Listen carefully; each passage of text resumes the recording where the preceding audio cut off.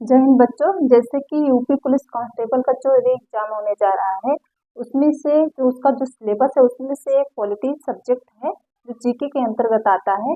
उस पॉलिटी को हम बहुत ही अच्छे से बहुत इजी तरीके से कवर करा रहे थे।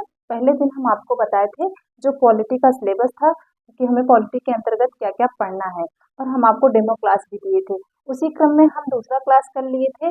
कल की क्लास में हम प्रस्तावना बताए थे, और आज की इस क्लास में हम बताएंगे संघ एवं उसके राज्य क्षेत्र, जो तीसरा टॉपिक है इस सिलेबस का। तो सिलेबस वाइज हम हर टॉपिक को कवर करा रहे हैं। वैसे तो हम आपको बता दें कि जो पॉलिटी है उसका सिलेबस बहुत ही बड़ा है। पॉलिटी सब्जेक्ट बहुत बड़ा, अगर आपको डिटेल से समझना है, पढ़ना है, आप इंटरेस्टेड हैं, तो हमारे चैनल पर एक पॉलिटी का हम फुल कॉन्सेप्ट वीडियो डाले हुए हैं और उसकी प्लेलिस्ट बनाए हुए हैं। बहुत ही विस्तार से, बहुत ही डिटेल से हम पॉलिटी को एक एक करके अनुसूची, भाग और अनुच्छेद जितने भी हैं सबको कवर करा रहे हैं। तो जो भी इंटरेस्टेड है वो हमारे प्लेलिस्ट, हमारे चैनल पे जाकर के प्लेलिस्ट, पॉलिटी का जो प्लेलिस्ट है उससे ओपन करके एक एक करके सारे वीडियो को, सारे क्लासेस को डिटेल से पढ़ सकता है। यहाँ पर हम सिलेबस के अकॉर्डिंग बता रहे हैं, जो सिलेबस में है वही बता रहे हैं, उससे ज़्यादा हम नहीं बता रहे हैं, क्योंकि हमें बहुत ही जल्दी एग्जाम होने वाला है, तो हमें जल्दी जल्दी रिवीजन करना है, तो हम बस सिलेबस वाइज ही चलेंगे। तो आज की क्लास में हम पढ़ेंगे संघ एवं उसके राज्य क्षेत्र। जैसे कि हम आपको बता दें, थोड़ा सा हम आपको बता दें ताकि आपको ये समझ में आए। जैसे कि संविधान हम पढ़े, संविधान किसे कहते हैं? संविधान विधान, जो नियम कानून सबके लिए बराबर हो उसी को संविधान कहते हैं। ये तो था बेसिक सा डिफिनेशन। और उसके बाद हम पढ़े थे संविधान में संविधान सभा। संविधान सभा क्या है उसको, उसके बारे में पढ़े। फिर हम कल की क्लास में पढ़े प्रियम्बल की प्रस्तावना क्या है, उससे जितने भी रिलेटेड जितने भी क्वेश्चन बन सकते थे प्रस्तावना से, उस सबको हम कल की क्लास में डिटेल से पढ़े। आज इस क्लास में पढ़ेंगे संघ एवं उसके राज्य क्षेत्र। संघ एवं उसके राज्य क्षेत्र के बारे में जब हम पढ़ेंगे तो सबसे पहले हम संघ एवं उसके राज्य क्षेत्र के बारे में हम पढ़ेंगे कि संघ क्या है और उसके राज्य क्षेत्र कहाँ कहाँ तक है। तो हम आपको बताएं कि संविधान में 12 अनुसूचियां हैं, भाग 22 है और अनुच्छेद 395 है। हमारे मूल संविधान में तो अनुसूची 12 नहीं थी। हम आपको टॉपिक से थोड़ा हटके बता रहे हैं, क्योंकि आपको टॉपिक जो है आज का उसे रिलेट कराना चाहते हैं, इसलिए थोड़ा सा उसका बैकग्राउंड हम आपको बता रहे हैं कि संविधान में कितने भाग हैं, तो आप कहेंगे 22। पूछेगी अनुसूचियां कितनी है, तो मूल संविधान में अनुसूचियां 8 थी, जिसको शेड्यूल्स कहते हैं। लेकिन अब वर्तमान में अनुसूचियों की संख्या 12 हो चुकी है, और भाग कितने हैं? 22, और अनुच्छेद कितने हैं? 395। 395 ये मूल संविधान में थे। हालांकि उसके अंतर्गत ABC करके 1 2 3 करके बहुत सारे उप अनुच्छेद को जोड़ा गया है, लेकिन हम पढ़ेंगे कितना? 395। उसके अंतर्गत जो उप अनुच्छेद आते हैं उसको भी हम पढ़ा रहे हैं, अपने जो सीरियल वाइज क्लासेस दे रहे हैं पॉलिटी का। इसमें हम आपको बस टॉपिक जितना सिलेबस में है उतना ही बताएंगे। तो आज इस क्लास में हम पढ़ेंगे संघ एवं उसके राज्य क्षेत्र। संघ एवं उसके राज्य क्षेत्र का वर्णन कहाँ मिलता है, सबसे पहले ये जानेंगे।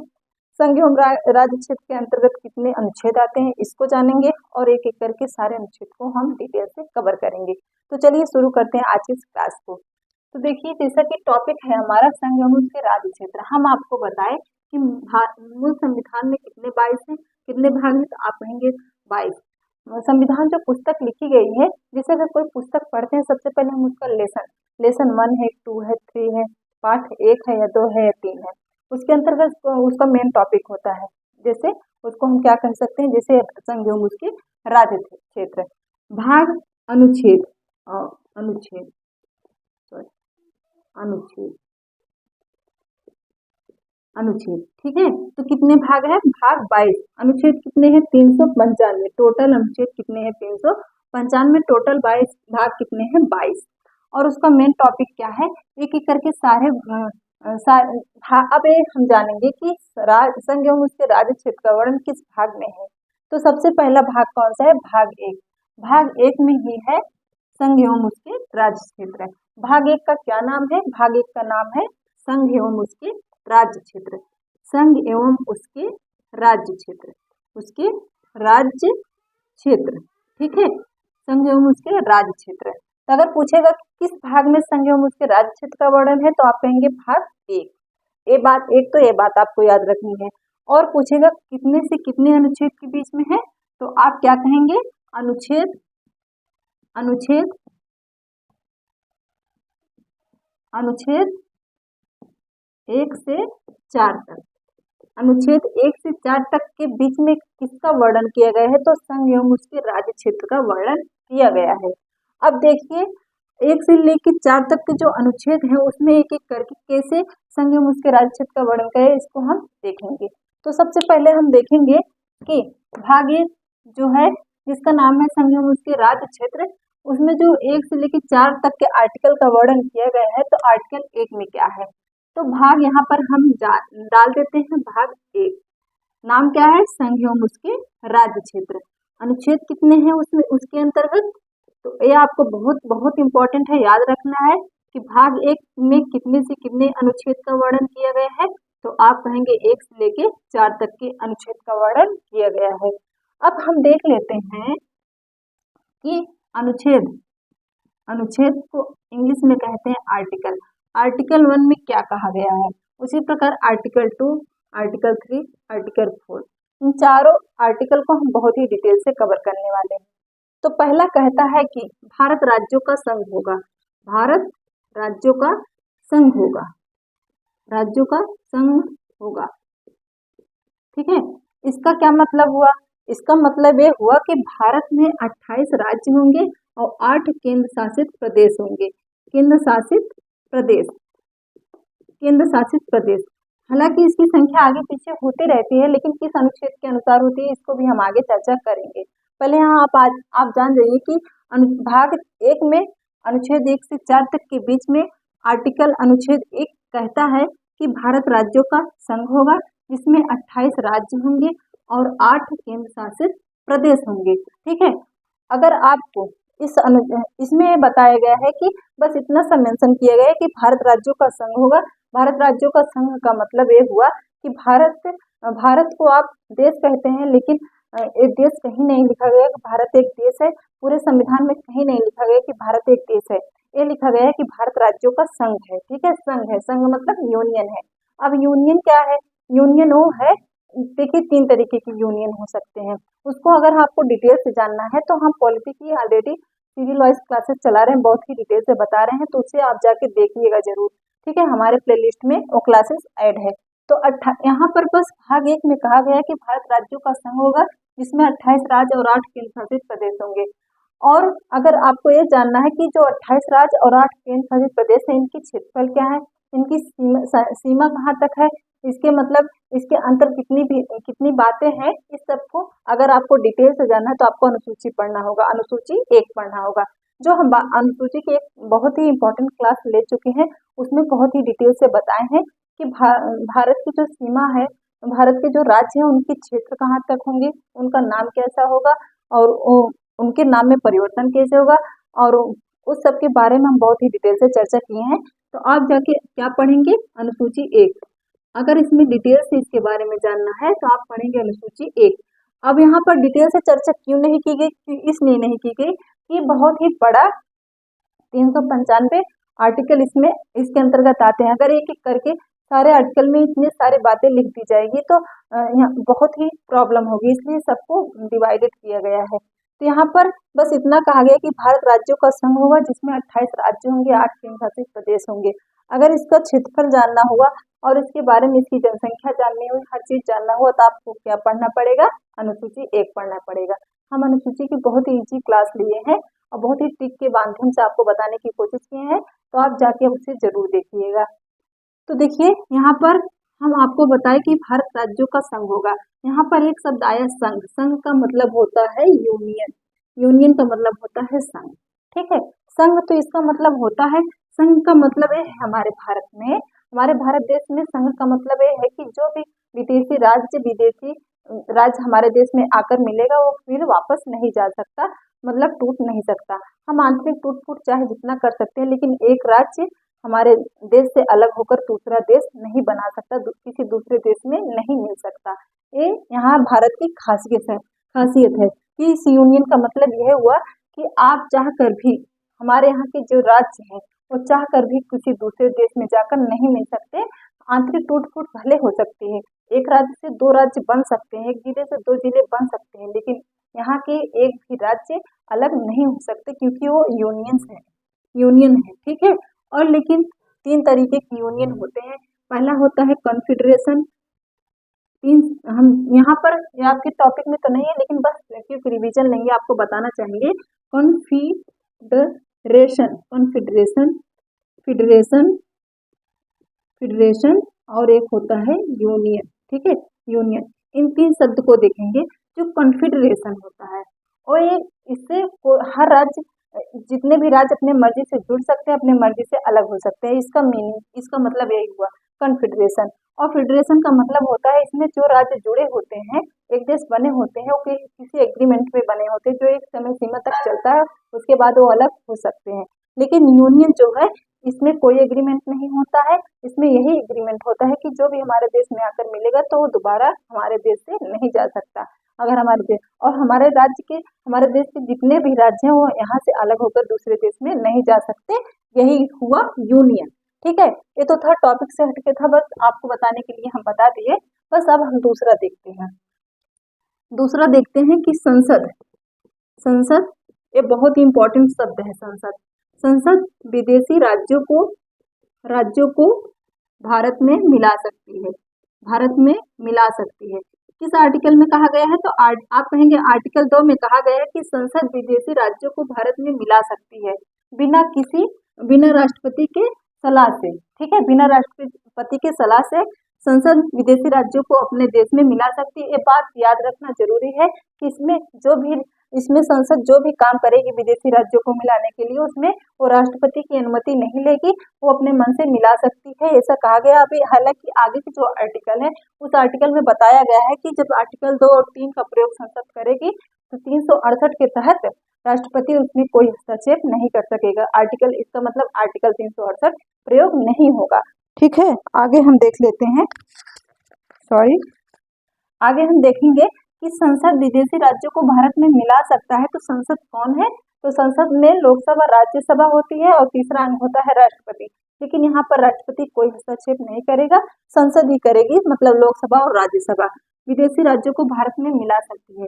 इसका एक एग्जाम्पल आप देखेंगे, सिक्किम। सिक्किम एक देश है, एक देश था, पहले एक स्वतंत्र देश था, लेकिन 16 मई, ये डेट याद रखना आपके लिए बहुत जरूरी है। 16 मई 1975 को सिक्किम को भारत में मिला लिया गया। सिक्किम को भारत में मिला लिया गया, ये डेट आपको याद रखना है, भारत में मिला लिया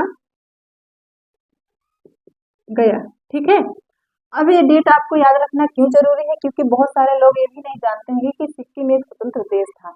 लेकिन क्योंकि अब आप बस इतना जानते हैं कि सिक्किम हमारे भारत का एक राज्य है, तो लेकिन यहाँ पर 16 मई 1975 के पहले सिक्किम स्वतंत्र देश हुआ करता था। लेकिन 16 मई 1975 को संसद ने भारत में सिक्किम को मिला लिया। क्यों मिलाया? चीन ने तिब्बत पे जब आक्रमण किए तो तिब्बती के लोगों को इतना उसको धो दिया कि सारे बिखर गए। उसी से डर करके सिक्किम ने भारत की शरण ली और भारत में आकर के कहा कि मुझे आपके देश में रहना है, हमें आपके देश में मिलना है। तो संसद 16 मई 1975 को सिक्किम को भारत में मिला ली।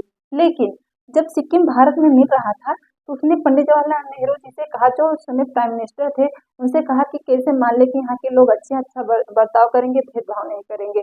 तो उनको एक संशोधन किया गया, 35वां संविधान संशोधन। ठीक है, 35वां संविधान संशोधन, और सिक्किम को सह राज्य बना दिया गया। सिक्किम को सह राज्य बना दिए गए। कौन से संविधान संशोधन? पूछता है कि कौन से संविधान संशोधन के अनुसार सिक्किम को सह राज्य का दर्जा मिला था, तो आप कहेंगे 35वां संविधान संशोधन। उसके बाद जब सिक्किम यहाँ पर कंफर्टेबल हो गया, उसे यहाँ अच्छा लगने लगा और यहाँ के रूल हर चीज उसे अच्छे लगने लगे, तो 36वां संविधान संशोधन हुआ। 36वां संविधान संशोधन हुआ और सिक्किम को पूर्ण राज्य का दर्जा मिल गया। सिक्किम को पूर्ण राज्य घोषित कर दिया गया। सिक्किम को पूर्ण राज्य घोषित कर दिया गया। अगर पूछेगा किस संविधान संशोधन के अनुसार सिक्किम को सह राज्य का दर्जा मिला, आप कहेंगे 35वां संविधान संशोधन। अगर पूछेगा किस संशोधन के अनुसार सिक्किम को पूर्ण राज्य का दर्जा मिला, तो आप कहेंगे 36वां संविधान संशोधन के अनुसार। और एक बात यहाँ पर 16 मई 1975 को जो सिक्किम को भारत में मिला लिया गया, तो कौन सा देश बना? तो 22वां देश, कौन सा राज्य बना? 22वां राज्य बना। ठीक है, ये बात आपको याद रखना बहुत जरूरी है। ये कुछ फैक्ट है जो आपको याद रखना जरूरी है, जो आर्टिकल 2 के अंतर्गत आते हैं। आर्टिकल 2 यही कहता है कि संसद विदेशी राज्यों को अपने भारत में मिला सकती है बिना राष्ट्रपति की अनुमति लिए। इसमें राष्ट्रपति कोई हस्तक्षेप नहीं करेगा। जैसे अगर पूछेगा सिक्किम को भारत में कब मिलाया गया तो आप कहेंगे 16 मई 1975 को। अगर पूछेगा जब सिक्किम भारत में मिला तो कितने देश, कौन सा देश बना, तो सॉरी कौन सा राज्य बना, तो आप कहेंगे 22वां राज्य बना। और पूछेगा कि सिक्किम को किस संविधान संशोधन के अनुसार सह राज्य का दर्जा प्राप्त हुआ, आप कहेंगे 35वां संविधान संशोधन। और पूछेगा कि किस संविधान संशोधन के अनुसार उसे पूरे राज्य का दर्जा प्राप्त हुआ, आप कहेंगे 36वां संविधान संशोधन। ये तो थे कुछ फैक्ट। आगे हम अब देख लेते हैं, तीसरा कहता है कि संसद, इसको भी संसद ही करे, संसद किसी भी राज्य में परिवर्तन कर सकती है। अब परिवर्तन शब्द से आप जानिए कि परिवर्तन क्या है। संसद को यह अधिकार दिया गया है आर्टिकल 3 के तहत, जिसमें हम फिर से कहना चाहेंगे कि राष्ट्रपति कोई हस्तक्षेप नहीं करेगा, ना आर्टिकल 2 में ना आर्टिकल 3 में। आर्टिकल 3 कहता है कि संसद किसी भी राज्य में परिवर्तन कर सकता है। जितने भी राज्य भारत में है संसद उसमें किसी भी तरीके के परिवर्तन कर सकते हैं। जैसे उसके नाम में परिवर्तन कर सकता है, अगर कोई नाम उसे बदलना है तो संसद ही करेगी। किसी भी राज्य का नाम बदलना है तो संसद करेगी। जैसे कि उसके नाम में परिवर्तन कर सकता है, उसके क्षेत्रफल में परिवर्तन कर सकता है, उसके एक जिले में परिवर्तन कर सकता है। तो ये सारे जो परिवर्तन है वो कौन कर सकता है, संसद। किस आर्टिकल के तहत, आर्टिकल 3 के तहत।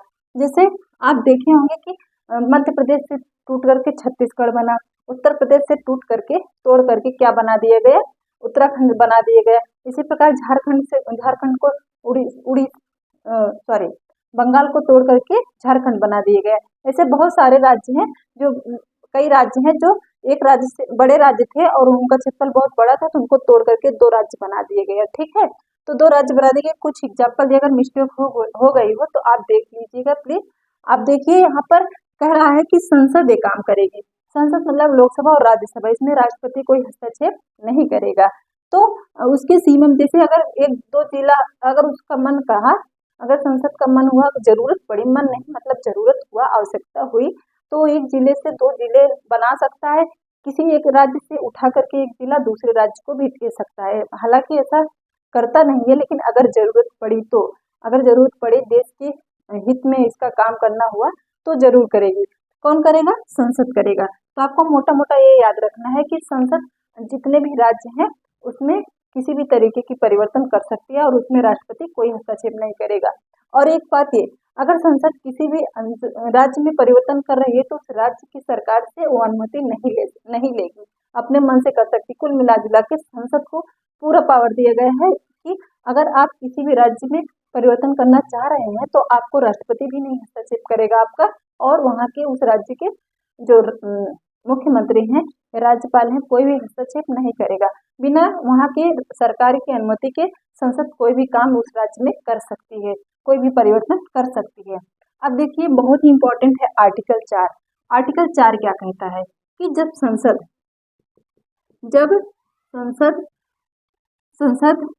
आर्टिकल 2 और 3 का प्रयोग कर रही हो